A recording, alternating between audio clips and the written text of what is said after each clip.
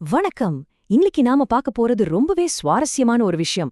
எப்படி 4 வெவ்வேறு பழங்கால நூல்கள் பல நூற்றாண்டுகள் இடைவெளியில எழுதப்பட்டிருந்தாலும் ஒரே நபரை பற்றி ஒரு தெளிவான சித்திரத்தை உருவாக்குதுன்னு பார்க்க போறோம்.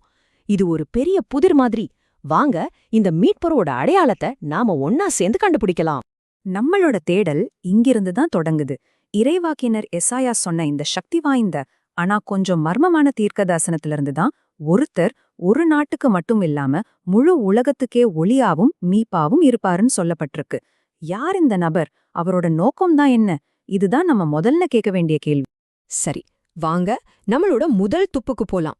எசாயா புத்தகத்துல ஒரு சிறப்பு வாய்ந்த ஊழியன் அப்படிங்கிற ஒரு கேரக்டரை நமக்கு அறிமுகப்படுத்துறாரு. எசாயா என்ன சொல்றாருன்னா, இந்த ஊழியன் கடவுளால் தேர்ந்தெடுக்கப்பட்டவர். அவரோட முதல் வேலை யாக்கோபின் குலங்களை, அதாவது இஸ்ரேல் மக்களை ஒன்னா சேர்க்கிறது. பாத்தீங்கன்னா, இது ஒரு குறிப்பிட்ட மக்களுக்கு கொடுக்கப்பட்ட ஒரு வேலையாதான் தொடங்குது. ஆனா கதை இத்தோட முடியல. இங்கதான் ஒரு பெரிய ட்விஸ்ட் வருது. இந்த ஊழியனோட பணி இஸ்ரேலோட மட்டும் நிக்கல. கடவுள் என்ன சொல்றாருன்னா, யாக்கோபின் குலங்களை நிலைநிறுத்துறதெல்லாம் ஒரு சின்ன வேலை அப்படின்னு சொல்றாரு. அப்போ பெரிய வேலை என்ன? அதுதான் முழு உலகத்துக்கே ஒளியா இருக்கிறது. ஓகே, இவருக்கு ஒரு உலகளாவிய மிஷன் இருக்குன்னு புரியுது. ஆனா இவருக்கும் கடவுளுக்கும் என்ன மாதிரியான ஒரு உறவு இருந்துச்சு? அவரோட பக்தி, அவரோட அர்ப்பணிப்பு எப்படி இருந்துச்சு? இந்த கேள்விக்கான பதில் நம்மள அடுத்த பகுதிக்கு கூட்டிட்டு போகுது. இப்போ நாம திருப்பாடல்களுக்கு வரோம். இங்க அந்த நபரோட உள்மனசு எப்படி இருந்துச்சு, அவரோட அர்ப்பணிப்பு எவ்வளவு ஆழமா இருந்துச்சுன்னு பார்க்க போறோம். இது வெறும் வெளிப்படையான செயல்களை பத்தி மட்டும் இல்ல, உள்ளத்தை பத்தினது. இந்த வரிகள் அப்போ இருந்த மத நம்பிக்கைகள்ல ஒரு பெரிய புரட்சியையே உண்டாக்குதுன்னு சொல்லலாம். வழக்கமா செய்யற சடங்குகள், பலிகள், காணிக்கைகளை விட ஏதோ ஒன்னு ரொம்ப முக்கியம்னு இது சொல்லுது. கடவுள் உண்மையா விரும்புறது வேற ஏதோ ஒன்னு. இந்த ஒப்பீடு அந்த வித்தியாசத்தை ரொம்ப அழகா காட்டுது பாருங்க. ஒரு பக்கம் பழைய வழிபாட்டு முறையான பலிகளும் காணிக்கைகளும், இன்னொரு பக்கம் ஒரு புத்தம் புதிய அர்ப்பணிப்பு. அதுதான் கடவுளோட விருப்பத்தை நிறைவேற்றுவது. அந்த திருப்பாடல்லையே உங்க விருப்பப்படி நடக்கவே நான் வந்திருக்கேன்னு அந்த நபர் சொல்றத பார்க்க முடியுது. சரி, இப்போ வரைக்கும் நமக்கு என்ன தெரியும்? அவருக்கு ஒரு பெரிய மிஷன் இருக்கு, கடவுள் மேல ஒரு தனித்துவமான பக்தி இருக்கு. ஆனா எல்லா மக்களுக்குமே இவர் யாரு? அவரோட ஸ்டேட்டஸ் என்ன? வாங்க, அடுத்த துப்பு என்ன சொல்லுதுன்னு பார்க்கலாம். நம்மளோட 3வது ஆதாரம் திருத்தூதர் பவுல் கிட்ட இருந்து வருது.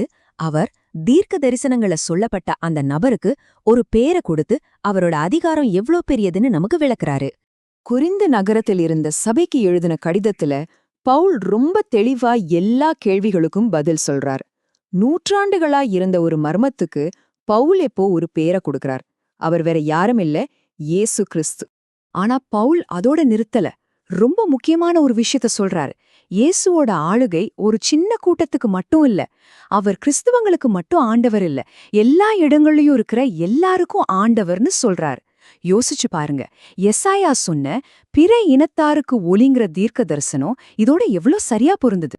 தீர்க்க தரிசனம் ஒரு ரோல சொல்லுது, பவுல் ஒரு பேரை கொடுக்கறாரு. சூப்பர். ஆனா அவர் வாழ்ந்த காலத்துல அவரை நேர்ல பார்த்தவங்க என்ன சொன்னாங்க? ஒரு நேரடி சாட்சி என்ன சொல்றாரு? இதுதானே அடுத்த கேள்வி. இது நம்மள இந்த புதிரோட கடைசி ரொம்பவே முக்கியமான கட்டத்துக்கு கூட்டிட்டு வந்திருக்கு. திருமுழுக்கு யோவானோட சாட்சியம். இது ஒரு நேரடி சாட்சியம், ரொம்ப பவர்ஃபுல்லா உனது. கொஞ்சம் கற்பனை பண்ணி பாருங்க. ஒரு பெரிய இறை வாக்கினரான யோவான் அங்க நிக்கிறாரு. இயேசு அவரை நோக்கி நடந்து வரத பாக்குறாரு. அந்த நிமிஷத்துல அவர் சொல்லப் போற வார்த்தைகள் வரலாற்றையே மாத்த போகுது. இதோ அந்த பிரகடனம், கடவுளின் செம்மறி. இந்த வார்த்தைகள் இயேசுவுக்கு ஒரு புத்தம் புதிய, ரொம்ப ஆழமான ஒரு பட்டத்தை கொடுக்குது. அவர் வெறும் ஊழியன், ஆண்டவர் மட்டும் இல்ல, அவர் ஒரு பலியும் கூட. உலகத்தோட பாவத்தையே போக்க வந்த ஒரு பலி.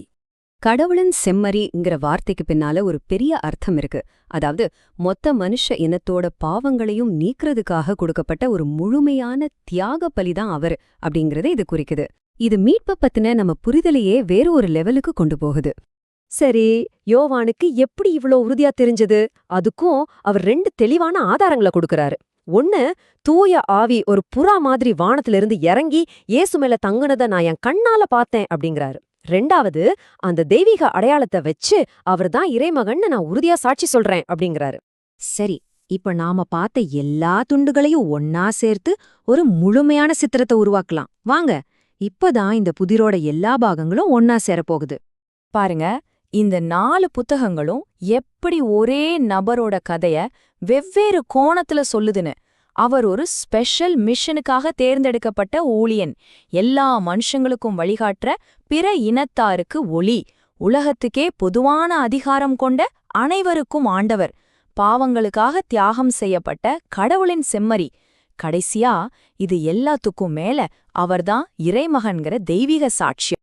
ஆக ஒரு ஊழியனா ஆரம்பிச்சு இறைமகனா வெளிப்படுத்தப்பட்ட இந்த ஒரு நகரோட கதை, இது இன்னைக்கு நமக்கு என்ன சொல்ல வருது? ஒளி, ஆளுகை, தியாகம், தெய்வீகம்னு பல முகங்கள் கொண்ட இவரோட அடையாளம் நம்ம வாழ்க்கையை பத்தின நம்ம புரிதலை எப்படி மாற்றுது? இதுதான் நாம ஒவ்வொருத்தரும் யோசிச்சு பார்க்க வேண்டிய ஒரு கேள்வி.